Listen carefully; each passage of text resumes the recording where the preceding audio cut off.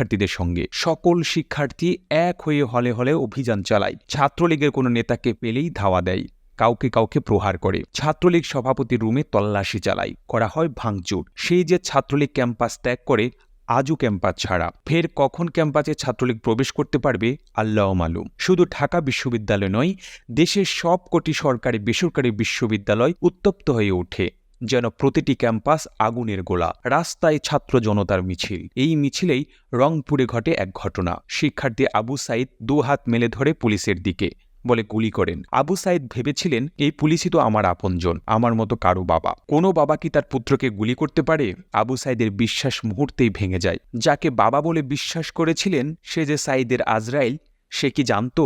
দুহাত মেলে ধরা অবস্থায় প্রথম গুলি করে। তারপরও আবু সাইদ দাঁড়িয়েছিলেন। এরপর আরও গুলি চালায়। এ দৃশ্য গোটা দেশকে নাড়িয়ে দেয়। উত্তাল হয়ে ওঠে দেশ। শিক্ষার্থীদের